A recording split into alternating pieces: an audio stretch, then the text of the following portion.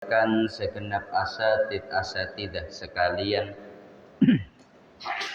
tidak lupa yang kami muliakan segenap jamaah, bapak-bapak, ibu-ibu yang dirahmati Allah Subhanahu wa ta'ala. Alhamdulillah, oleh Allah kita pagi hari ini kembali kita diberikan rahmat, kembali kita diberikan nikmat, hingga kita bisa bersama-sama kembali hadir di tempat yang mulia ini. Bersama-sama kita melaksanakan sholat subuh berjamaah. Kita melanjutkan dengan dzikir dan kita melanjutkan dengan majlis ilmu. Satu nikmat besar yang harus kita syukuri, dengan hendaknya kita mengucapkan Alhamdulillahirabbil alamin. Kedua kalinya sholawat serta salam semoga tetap tercurahkan terhadap junjungan kita Nabi besar Muhammad sallallahu alaihi wasallam. Mari kita berusaha menjadi umat Nabi yang berilmu, umat Nabi yang senantiasa cinta dengan ilmu. Hadirin hadirat yang kami muliakan dan dirahmati Allah Subhanahu wa ta'ala. Kita melanjutkan pembahasan kita. Kita masih pada ayat 100 dalam surat Al-Baqarah. Allah berfirman, Bismillahirrahmanirrahim. Wattaba'u ma tatlus syayatinu ala mulki Sulaiman. Wa ma kafara Sulaiman walakinnas syayatina kafaru yu'allimuna an-nasa as-sihr. Wa ma unzila 'alal malakaini bi Babila Harut wa Marut. Wa ma yu'allimani min ahadin hatta yaqula innama nahnu fitnatun fala takfur. Al-ayat.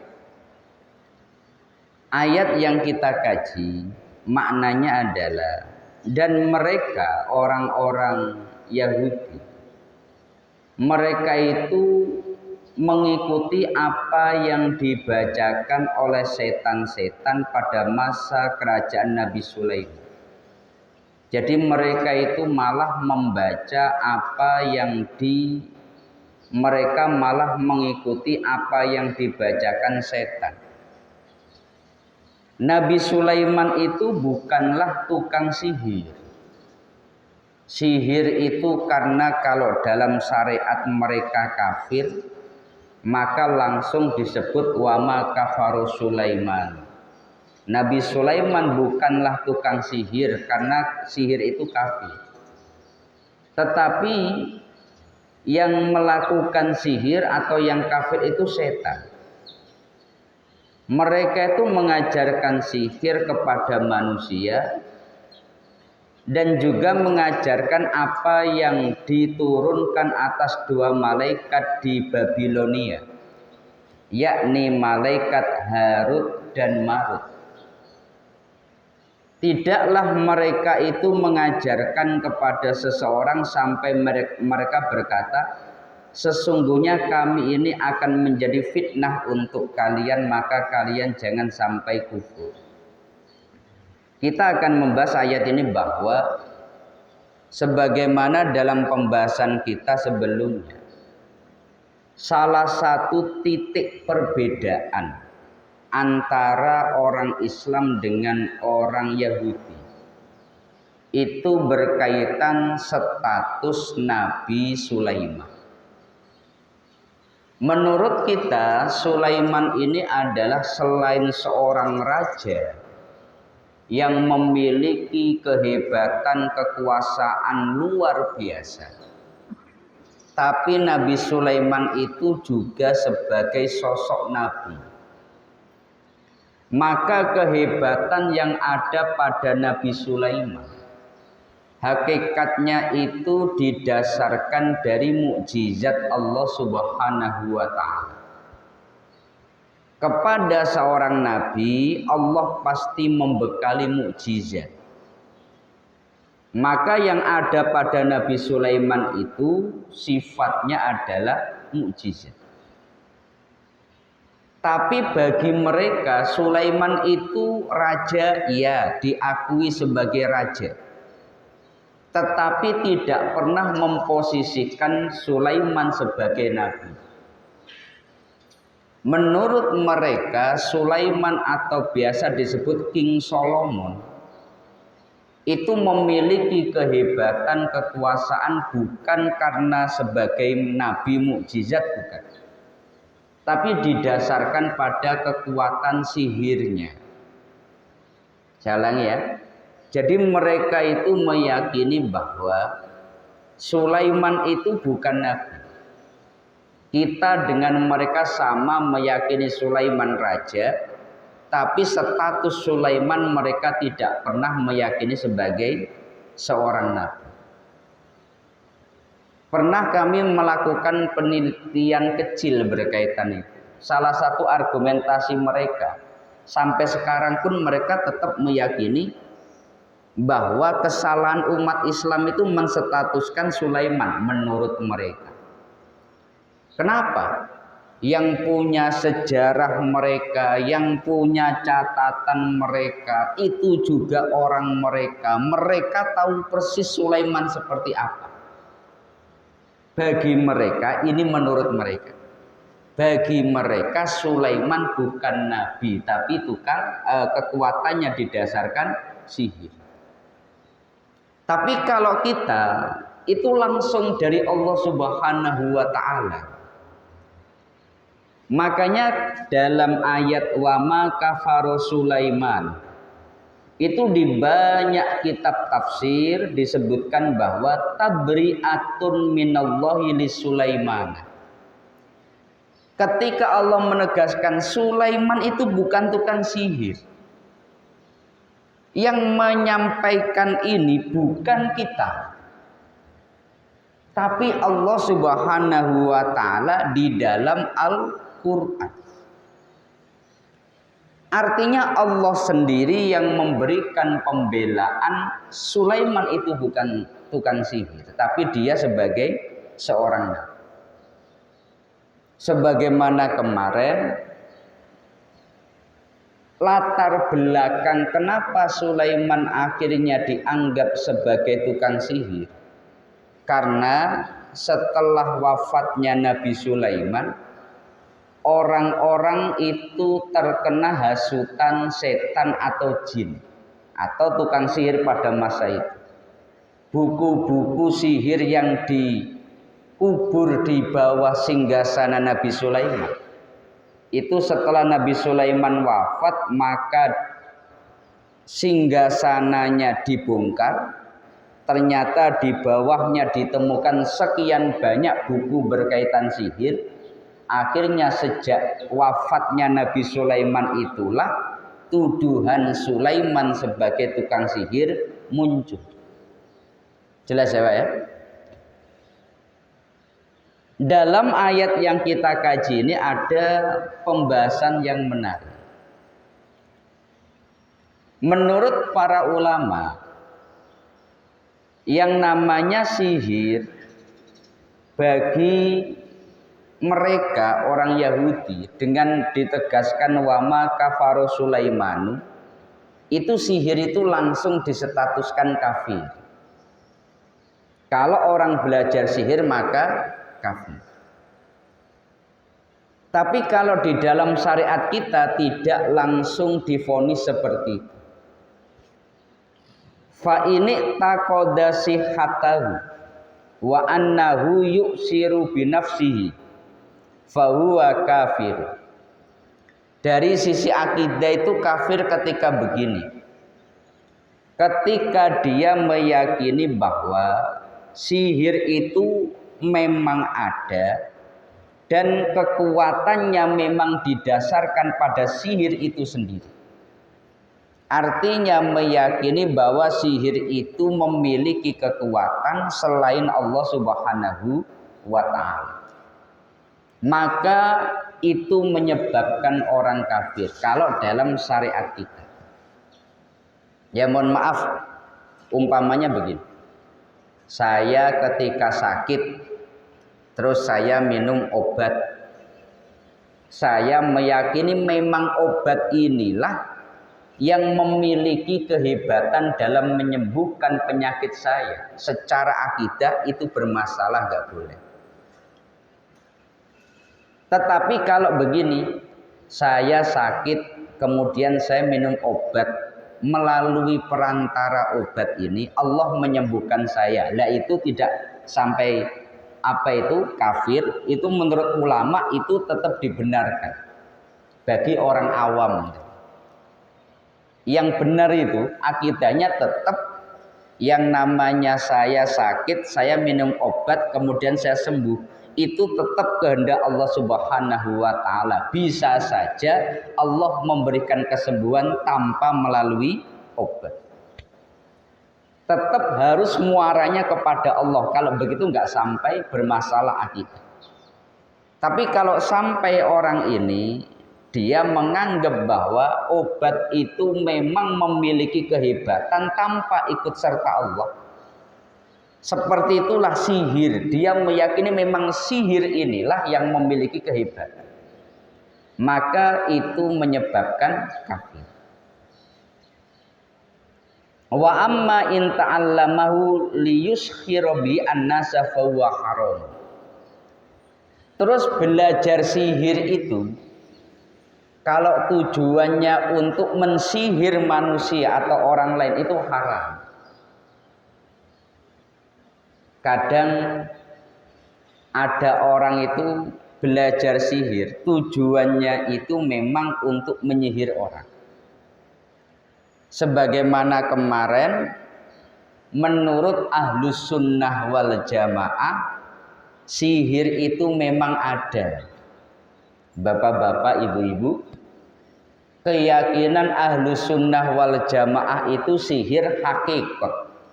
Sihir itu tidak hanya sekedar tipuan mata, bukan hanya trik, tapi memang merupakan satu fakta.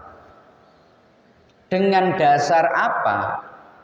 Nabi Muhammad pun beliau pernah terkena sihir. Nabi tidak mungkin bohong. Nabi tidak mungkin melakukan perkara yang itu dosa.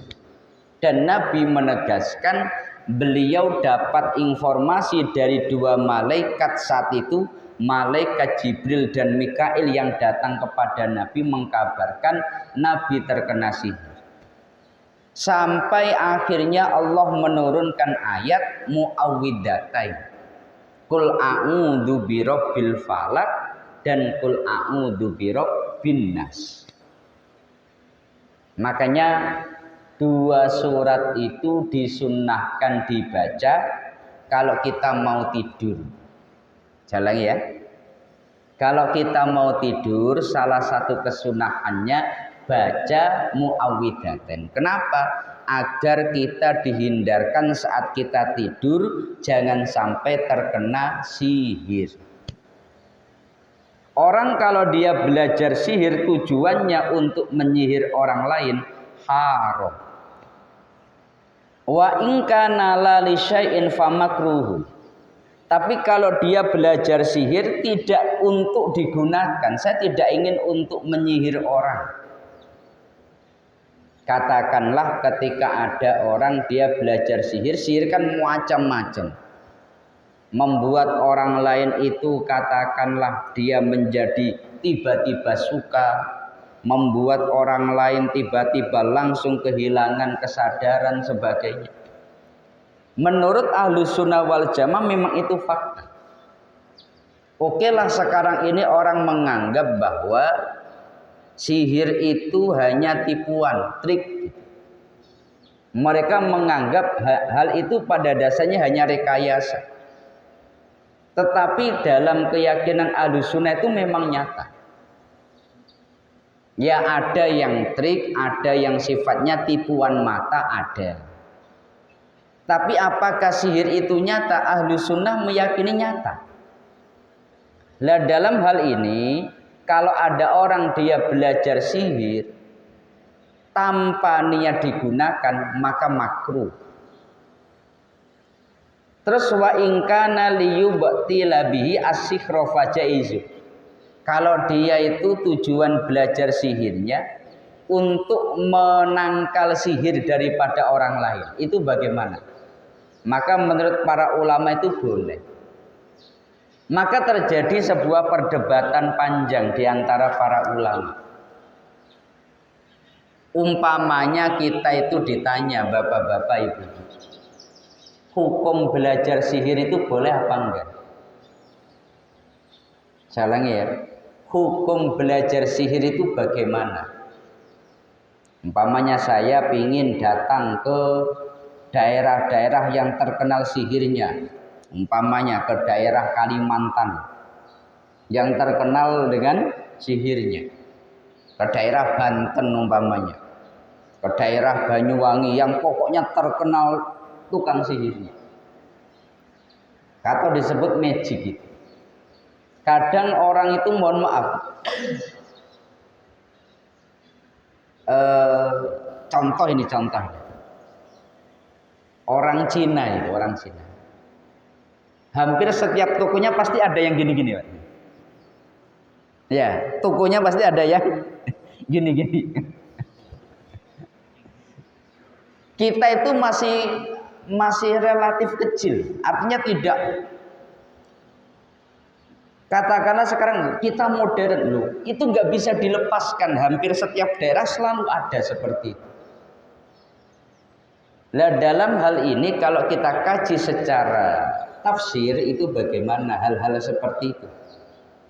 Dulu ada perdebatan di antara para ulama berkaitan hukum mempelajari sihir. Pertama, ada golongan ulama yang menyatakan boleh. Jadi bukan mengamalkan ya, hukum belajar sihir. Umpamanya bapak-bapak datang ke daerah Kalimantan, pingin belajar mandau terbang, umpamanya gitu. Iya kan? Pingin belajar mandau terbang, umpamanya. Tanpa digerakkan langsung begitu. Umpamanya bapak-bapak pingin ke belajar apa gitu. Bagaimana cara hukum belajar sihir? Maka ada namanya Imam Fakhruddin Ar-Razi. Beliau itu mengatakan, ittafaqa al-muhaqqiquna ala annal ilma bisihri laisa biqabihin wala mahdurin li annal ilma lidzatihi syarifun. Imam Fakhruddin Ar-Razi beliau itu statementnya yang sangat terkenal. Para ulama yang telah meneliti menyatakan bahwa ilmu sihir itu tidak jelek. Ilmu sihir itu tidak haram. Kenapa? Karena sesungguhnya ilmu itu, dzatiyah daripada ilmu, apapun ilmunya itu adalah baik. Karena ilmu itu tentu dari Allah Subhanahu wa ta'ala. Dzatiyah daripada ilmu itu syarifun, mulia. Li umumi qaulihi ta'ala hal yastawil ladina ya'lamun wal ladina la ya'lamun. Apapun jenis ilmunya, antara orang yang berilmu dan orang yang tidak berilmu tentu derajatnya beda. Menunjukkan bahwa ilmu itu apapun ilmunya, hakikatnya mulia. Terus beliau juga mengatakan, walau lam yu'raf as-sihru lama amkana al-farqu bainahu wa bainal mu'jizat. Kalau orang itu tidak tahu sihir, maka dia tidak akan bisa membedakan mana mukjizat dan mana itu sihir. Sederhananya begini. Agar tahu bagaimana modus pencurian, ya harus belajar trik-trik para pencuri. Polisi itu kalau saya kalau mempelajari trik-trik pencurian haram, wah ini umpamanya gitu. Kira-kan begitu. Setiap ada trik baru maka akan dipelajari. Tujuannya apa? Tujuannya untuk menggagalkan, untuk mengantisipasi dan untuk menelusuri. Maka hakikatnya mempelajari sihir itu dengan adanya sihir, dengan adanya mempelajari itu orang bisa tahu mana mukjizat dan mana sihir. Karena dia bisa mengidentifikasi ini mukjizat, ini sihir. Kenapa kok bisa mengidentifikasi? Karena dia tahu. Kalau dia nggak tahu, katakanlah setiap ada orang tiba-tiba bisa terbang, wah nabi ini nabi. Orang itu satu contoh, Musailama al-Kadzab, orang yang ngaku jadi nabi itu juga punya sesuatu yang secara akal itu di luar nalar. Jadi Musailama itu kalau ada orang sakit, umpamanya sakit mata yang kanan ini sakit, dibawa ke Musailama itu pasti langsung sembuh. Orang menganggapnya ya mukjizat. Tetapi ada keanehan. Kalau yang kanan ini sakit dibawa ke Musailama, yang kanan ini pasti sembuh, tapi nanti gantian yang kiri jadi sakit. Kalau telinga yang kanan ini sakit diobati Musailama pasti sembuh, tapi gantian nanti yang kiri jadi sakit. Tapi bagaimanapun jadi sembuh, maka orang menganggap itu mukjizat. Maka menurut Imam Fakhruddin Ar-Razi, hakikat ilmu baik, yang jelek itu mengamalkannya. Maka mempelajarinya menurut Imam Fakhruddin Ar-Razi boleh. Tetapi juga kami tegaskan menurut mayoritas ulama, karena di Quran pembahasan berkaitan sihir ini dalam konteks larangan, maka ulama mayoritas menyatakan belajar sihir itu haram. Jelas ya? Belajar sihir itu enggak boleh. Umpamanya polisi itu dalam rangka mengantisipasi pencurian, maka mempelajari trik-trik pencuri dengan dalih bahwa ilmu itu baik dan ini untuk menggagalkan pencurian. Maka orang mengatakan semua sekolah hendaknya diajarkan trik-trik pencurian. Ini kan nggak benar. Maka mayoritas ulama menyatakan mempelajari sihir itu haram. Tapi ada ulama yang menyatakan boleh, dan ini sangat masyhur di kalangan para ulama karena memang penjelasan beliau itu sangat bisa diterima. Hakikat ilmu itu bagaimanapun baik. Jelas ya? Dan ada hikmah ketika seseorang mempelajari itu, maka Imam Fakhruddin Ar-Razi beliau memang membolehkan. Itu berkaitan dengan status sihir. Lalu yang berikutnya, dalam ayat yang kita kaji itu ada namanya Harut Marut. Saya ulangi ya. Ada namanya Harut Marut. Jadi ketika Allah berfirman, wa ma yu'allimani wa ma unzila 'alal malakaini bi Babila Harut wa Marut, dan apa yang diajarkan oleh dua malaikat di Babilonia. Jadi ada namanya Harut Marut. Harut Marut itu siapa? Harut Marut yang berada di Babilonia itu siapa? Menurut Ibnu Abbas, huma sahironi, dua orang tukang sihir, kana yu'allimani as-sihra. Dia itu memang dua orang, maka membacanya bukan malakaini tapi malikaini. dua penguasa yang memiliki sihir. Tapi dari kebanyakan, bukan kebanyakan, banyak juga ulama yang menyatakan ayatnya malakaini berarti dua malaikat. Harut Marut itu adalah dua malaikat.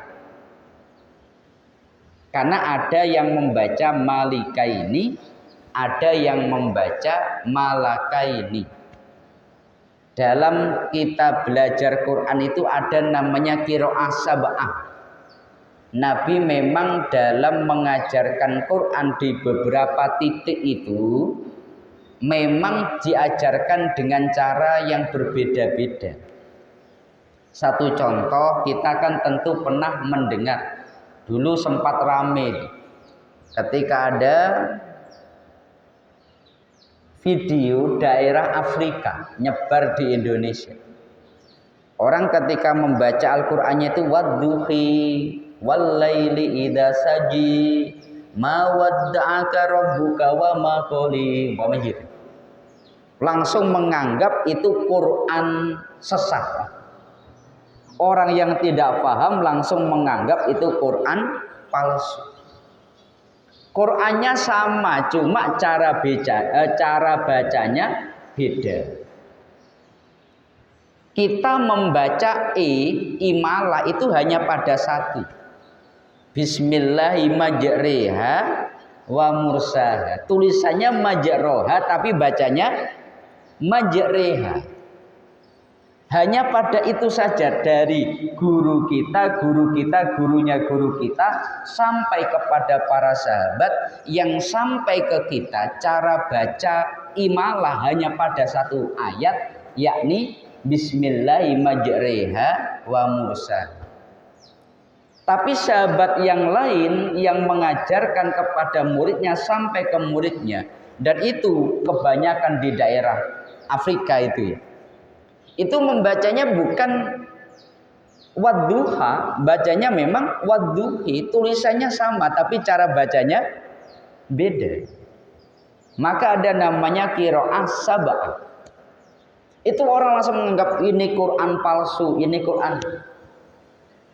Maka memang ada yang membaca malakaini artinya dua malaikat, ada yang membaca malikaini berarti dua orang yang memiliki sihir.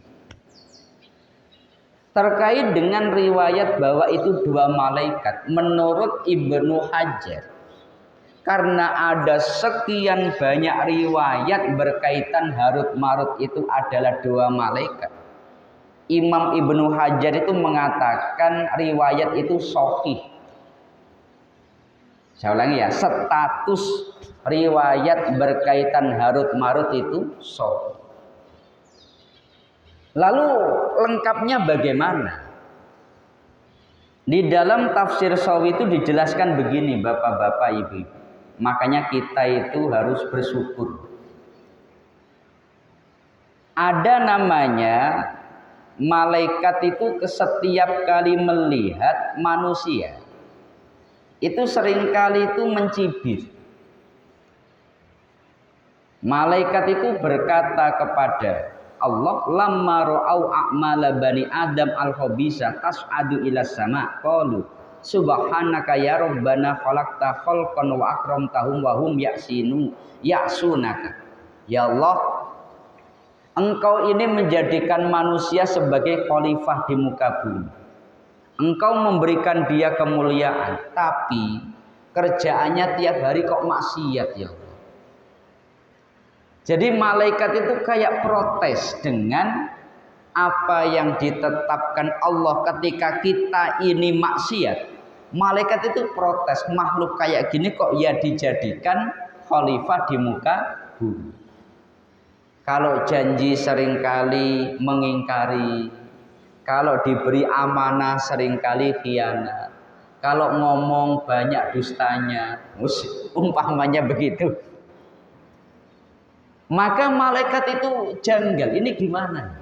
Akhirnya Allah langsung menyuruh para malaikat, udah pilih dua malaikat terbaik menurut kalian. Saya ulangi ya, Allah berfirman kepada malaikat, ini riwayat Harut Marut. Harut Marut itu siapa? Dua malaikat.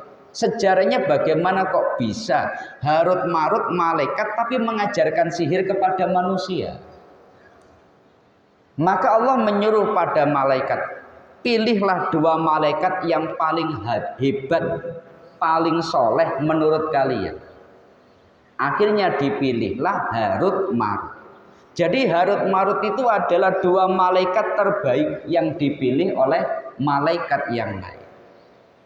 Maka Allah menegaskan, pilih dua malaikat terbaik daripada kalian. Nanti aku beri seperti halnya yang ada pada manusia. Coba kamu lihat seperti apa kelakuannya. Akhirnya setelah ada Harut Marut oleh Allah, Harut Marut itu diberi syahwat. Salahnya diberi syahwat. Manusia itu oleh Allah diberi syahwat. Ketika malaikat janggal dengan manusia, Allah menyuruh pilih dua malaikat terbaik.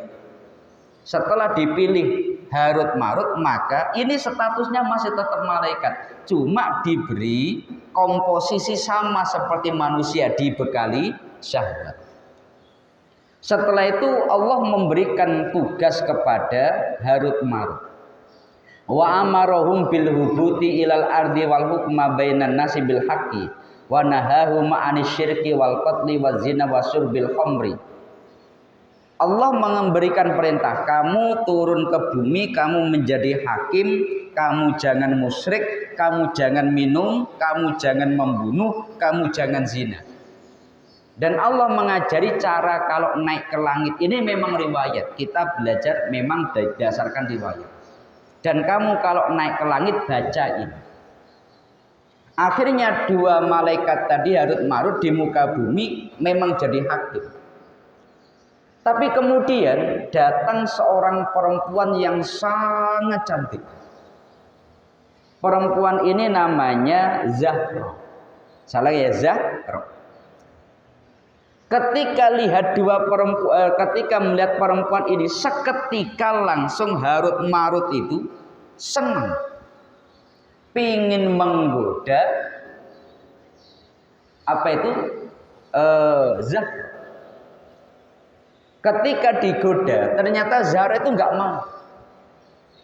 Farawadaha fa'abat illa ayaktula fa'ala. Zahra ketika digoda oleh Harut Marut, dia nggak mau, dia hanya ngomong, kalau kamu pingin, syaratnya kamu harus membunuh. Langsung Harut Marut itu membunuh. Terus akhirnya digoda lagi, Zahra nggak mau. Tapi kemudian Zahra ngomong, kalau kamu benar-benar pingin, maka syaratnya kamu harus zina. Mau. Dikasih syarat kamu harus membunuh, langsung melakukan. Kamu harus syirik, langsung melakukan. Jelas ya? Maksudnya begini. Dua malaikat ini oleh Allah dihukum karena dia itu melakukan maksiat tadi itu. Demi perempuan akhirnya rela zina, rela membunuh, rela musyrik, rela minum minuman keras. Dan itu melakukan saat menggoda, kemudian gak mau syaratnya ini langsung. Tapi kalau manusia itu kan enggak. Manusia itu mohon maaf untuk zina, katakanlah ketika senang dengan perempuan, itu kan enggak langsung. Minimal ada PDKT, ada ya WA dulu, kenalan dulu. Ini malaikat yang katanya malaikat terbaik, sekali lihat perempuan langsung hilang imannya. Loh, ini beneran ini. Dalam riwayat akhirnya Harut Marut dia dihukum. Kamu pingin hukuman di akhirat apa di dunia? Di dunia. Ya sudah, kalau memang pingin hukuman di dunia, kamu mengajarkan sihir kepada orang. Dan itu ada banyak riwayat yang lain kaitan dengan hukuman Harut Marut. Jelas ya Pak ya? Lah maka Harut Marut itu termasuk malaikat tapi mengajarkan sihir. Artinya yang mengajarkan sihir itu dua malaikat. Lalu pertanyaannya, boleh nggak belajar sihir? Oh, yang membawa malaikat. Maka ada ulama yang menyatakan itu nggak apa-apa. Tapi mayoritas ulama tetap menyatakan belajar sihir itu haram. Jelas ya? Dan ini mungkin menjadi materi kita di kesempatan pagi hari ini. Sebelum kami lanjut, mungkin dari jamaah ada yang ingin ditanyakan, kami persilakan. Assalamualaikum warahmatullahi wabarakatuh. Waalaikumsalam warahmatullahi wabarakatuh. Terima kasih atas penjelasannya. Izin bertanya mengenai tentang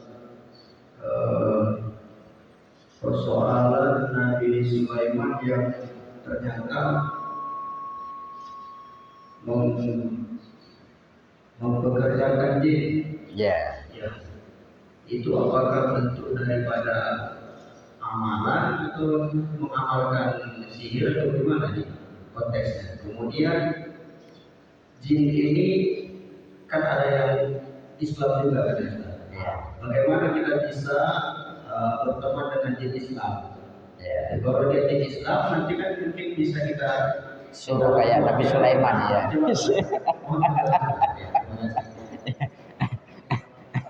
Jadi kalau kita bisa berteman dengan jin kan enak, akhirnya kan jadi jin dan jun itu. Jadi